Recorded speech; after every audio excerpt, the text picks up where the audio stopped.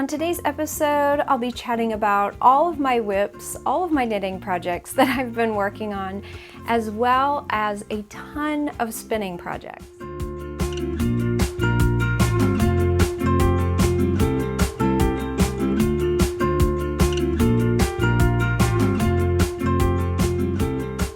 Hey everyone, I'm Marina and this is Pineapple Knits. This is my channel dedicated to knitting, spinning, and weaving. You can connect with me on social media at Pineapple Yarn, and you can connect with me on my website at pineappleyarn.com. Thank you so much for joining me again this week, and if this is your first time viewing this channel, welcome. I'm so happy you're here. I'm coming to you today from coastal South Carolina. Last week, I'm sorry I missed filming an episode. We had Tropical Storm Elsa blow through and I had a power outage. So it wasn't a terribly long one.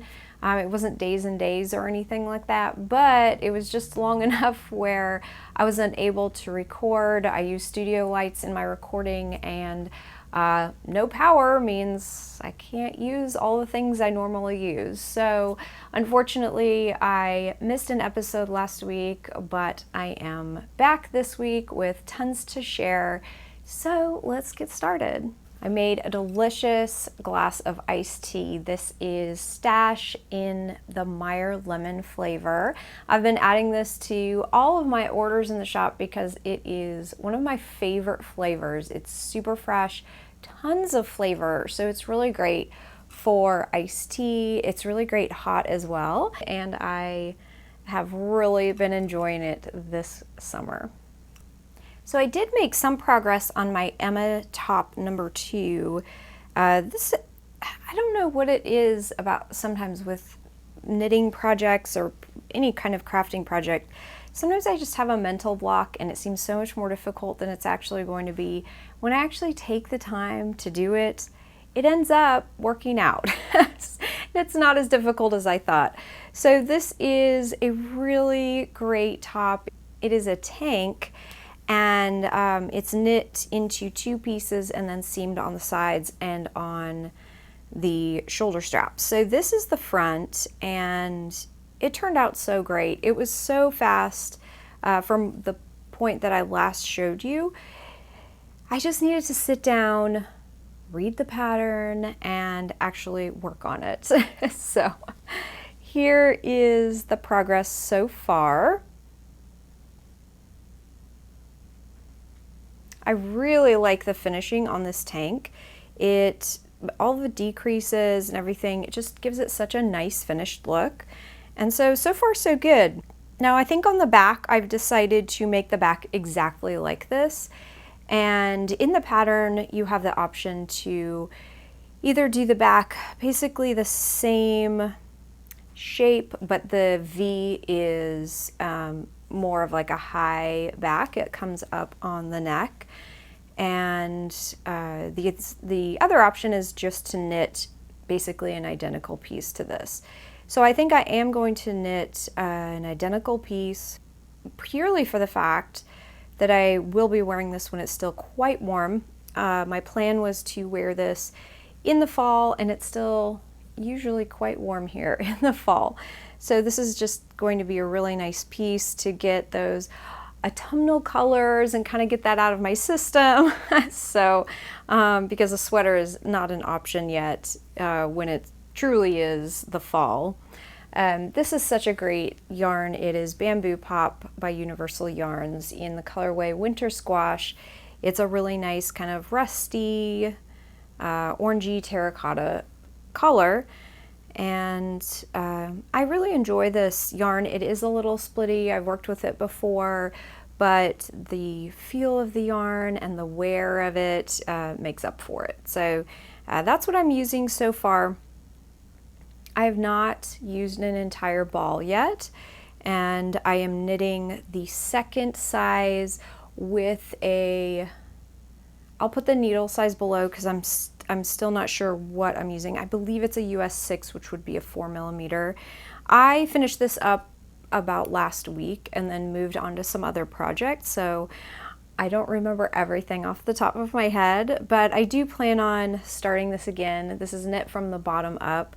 So it's just a lot of this half brioche rib stitch at the bottom, and then basically knit like this. So that's an update on my Emma top, and so far I've really enjoyed it. I am still a little nervous about the fit because bottom-up patterns, you can't try them on as you go. So we shall see. Hopefully it will. I mean, so far it seems like it will fit, so we'll just see. The next project I've been working on is the Storm Shawl by Joji Locatelli, and I am using one of my end of the day colorways. This is a highly variegated color. I usually use over 10 shades of dye, and it's just my leftover dyes. Instead of throwing them away, I put them all into one colorway. And I may have a few of those left in the shop. I will link below in case you're interested in checking that out. But I've really been looking for one skein projects, primarily shawls. And so I decided to start this one. It is knit from the top down, and this is what I have so far. It is so pretty. It's not the colors I normally would carry in the shop, and that's kind of the beauty of the end of the day colorways. You just don't really know where they're going to go, and this one really turned out so beautiful. It has a lot of jewel tones, royal blues, kind of red oranges and greens, and some other bright pops. Every now and again I hit peach or like amethyst purple. So it's just a really, really fun knit. But I am actually getting very close to the end. I don't have very much left in the pattern. I have another one of these dropped stitch sections, but the rows are getting long at this point.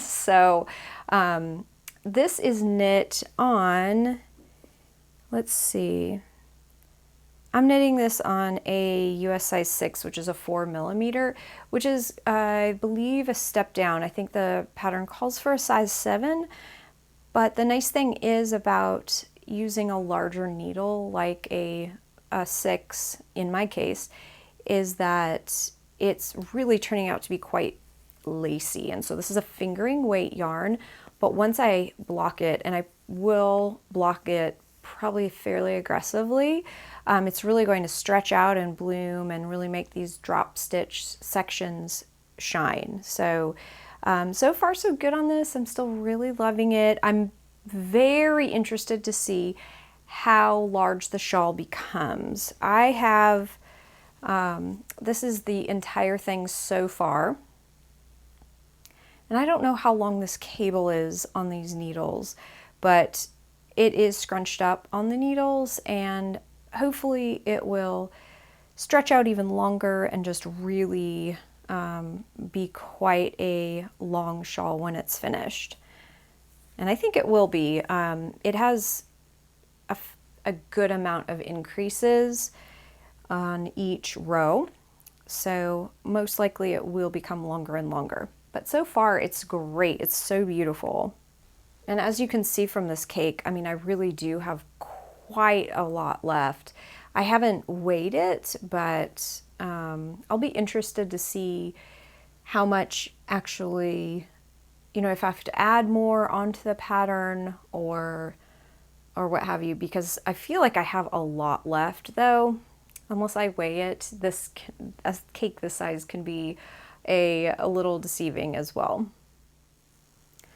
So here's a close-up of the shawl. You can really see the garter stitching. Just the plain garter stitching is really gorgeous. And then of course those drop stitch sections are so beautiful, especially with all the colors. There's so many different colors in this yarn. It's really gorgeous. So I would definitely recommend this pattern so far for a highly variegated speckled yarn. Of course, it would look beautiful with a more tonal or solid yarn, but I think that the elements that are in this shawl really help make those one skein kind of impulse purchases. It really helps make the yarn shine. So so far I've been really happy with this pattern. It's been a really fun knit. The one thing I do have to say about my needles specifically, I use an Addy interchangeable set. It's Addy Clicks. I think they're the shorter needle size, maybe like a 4-inch needle size.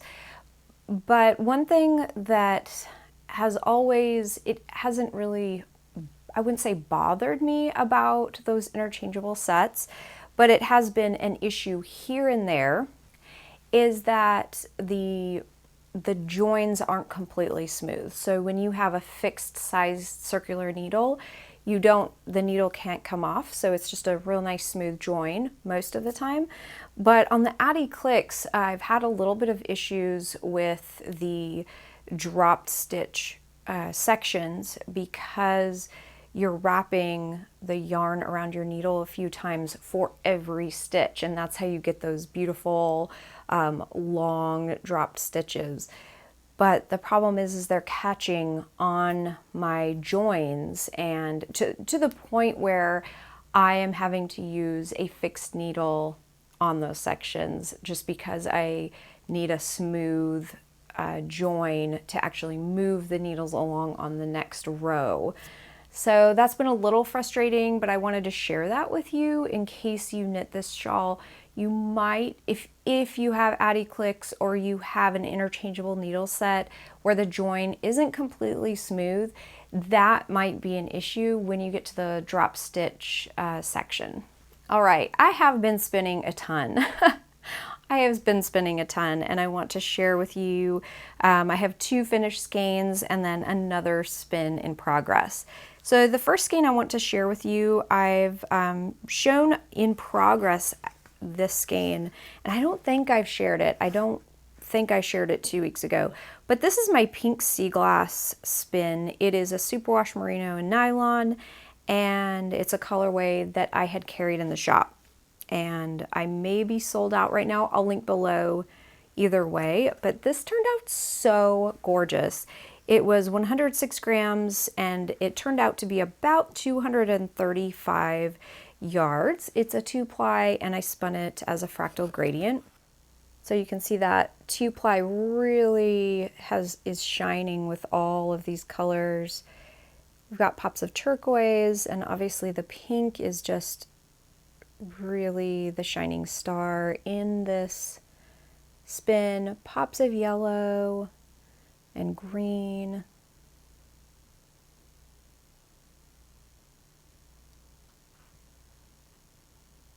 I think it turned out so pretty.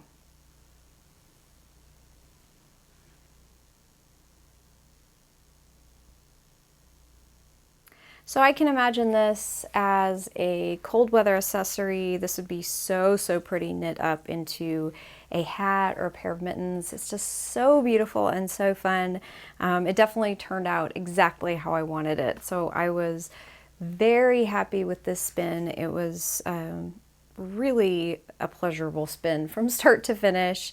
And I split the fiber how I normally split my fiber, which is the entire length of the comb top I split in, or I divide it into half, and then each half I strip lengthwise, usually into 2 pieces and then into 4 pieces for the other half.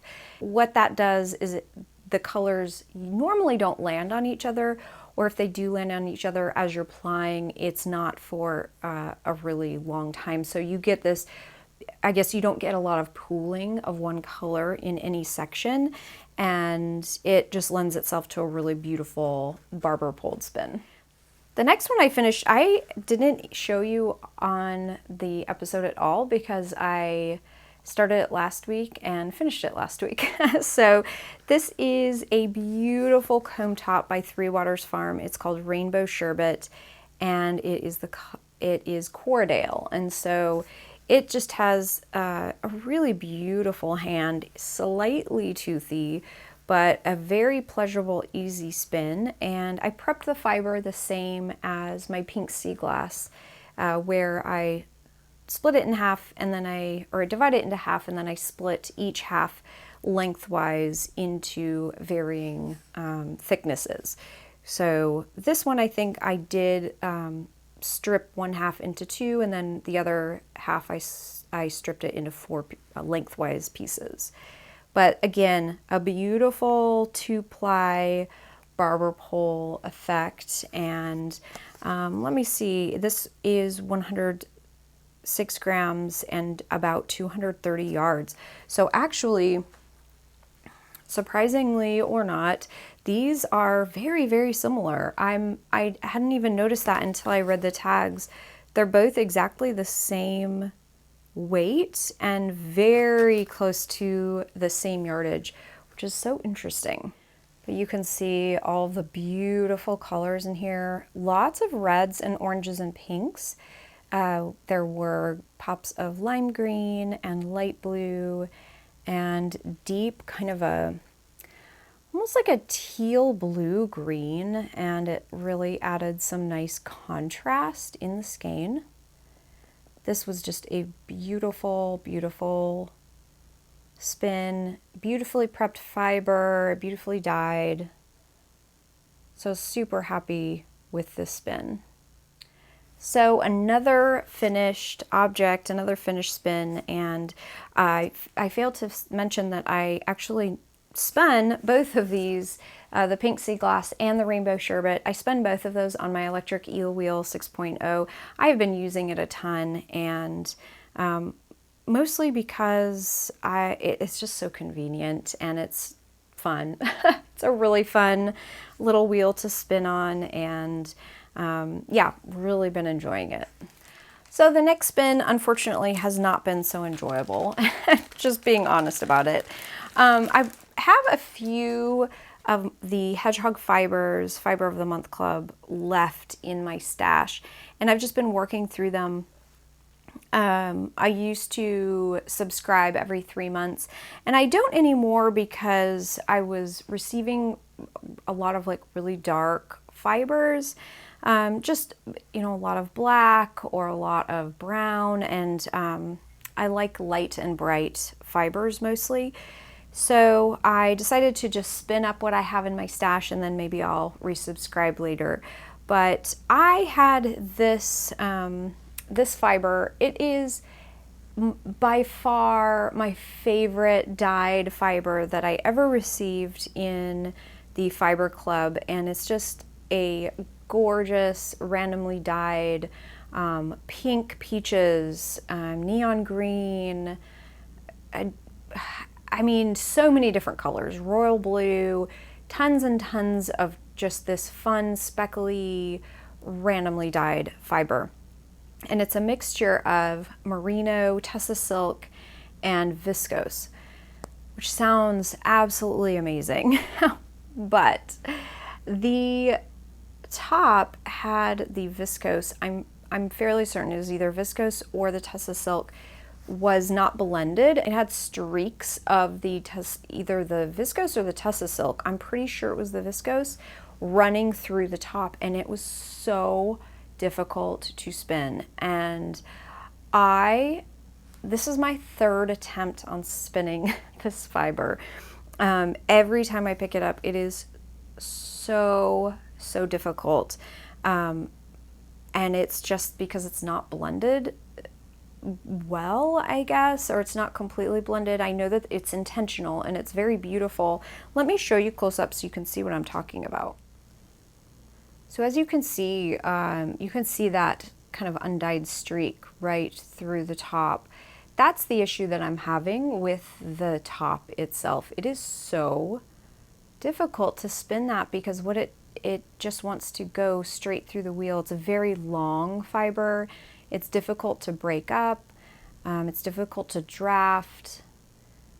So I finally decided I was just going to figure out a way to spin it and get it done and get it out of my stash. And even if that meant that the finished yarn was inconsistent or whatever, I was going to figure it out.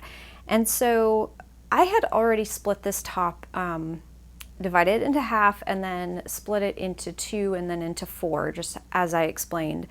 And that actually made this, I guess it did help in some way, but it also made it more difficult because I I was having difficulty spinning just straight from the top. So what I ended up doing is just splitting,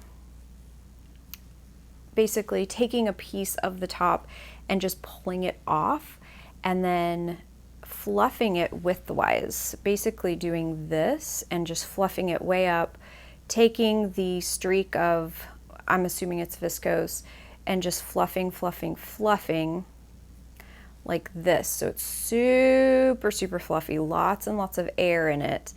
And then what I did is I, even though the lengths of fiber were quite long, just drafting it over my finger and spinning it woolen, that is the only way I was able to manage this fiber, which doesn't seem like that would be a really great way at all because the lengths of the shiny fiber in here are so long that it seems counterintuitive that you would spin it from the finger or from the fold. And so it worked though, and I was able to fill up this bobbin with half of it, and then I've almost finished. This is all I have left of the spin. So I'm nearly finished with the entire spin at this point. So again, I'm spinning this on my electric eel wheel, so I have these giant bobbins which are so handy to use.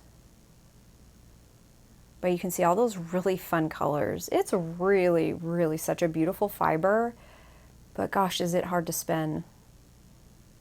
I'm spinning it almost like a long draw. I am doing some smoothing. We'll see with the actual finished yarn. So that's my current spin. Yeah, not my favorite, but I'm interested to see what the yarn looks like after the fact. I think it's going to be beautiful in a woven project. I found that a lot of my yarn, especially from my early days of spinning, have really woven up to be beautiful pieces. And so this definitely might fit that category, not being completely even, and having some lumps and bumps and what have you. So yeah, unfortunately, this has just been such a challenge to spin. And I have tried so many different ways to spin it, and it just hasn't worked. Now, one thing I did think about doing is just carding it, putting it through my drum carder, but then I would lose all these beautiful pops of color. So I didn't really want to do that, but that definitely would have been an option for just to blend it up and get the fiber a little more consistent. But anyway, I'm almost finished, and I do plan on two-plying this, and we'll just see what happens. I am spinning it at quite a low speed. I'm spinning this at a number 2 on my electric eel wheel. Yeah, I'm really not taking a lot of notes on it. I may make a tag with some notes on it, and I might not. I might just get done with it and set it aside and be done with it and start spinning something that I'm really enjoying.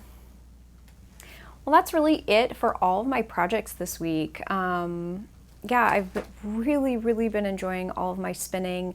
Tour de Fleece is still going on, and so I think just browsing social media and seeing all the spinning people are doing is really inspirational. And even though I'm not really participating in any official capacity, I'm really enjoying everyone's projects. So I think that's been really fun, and really I've been enjoying my few knitting projects as well. I've been knitting some dishcloths when I sit outside or if I'm at the beach, so I'm continuing to do that as well, so that's really nice.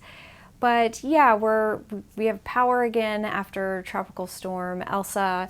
It's always funny, I always forget every year that it's the tiny storms that can cause the most damage. It's not the we're always, I think, on the lookout for these exciting, Category 4, Category 5 storms, which are very rare, and if they do exist, they many times don't make landfall, but a lot of times it's just the continued rain, or it's even the small amount of wind that can knock power out. So that's what happened here in the studio. Luckily, it didn't last for days and days, like I said, so that was really nice. A couple days later though, I did suffer internet outage, so it was just kind of one thing after another.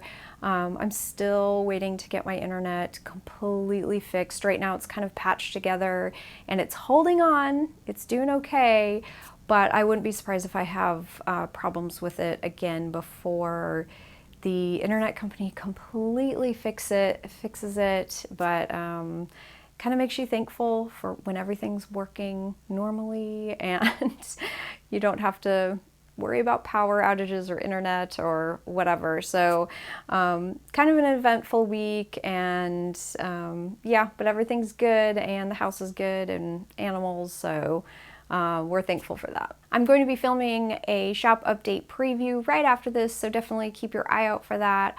I'll be listing some really fabulous colorways this Friday, which is July 16th at 8 p.m. Eastern Time at pineappleyarn.com.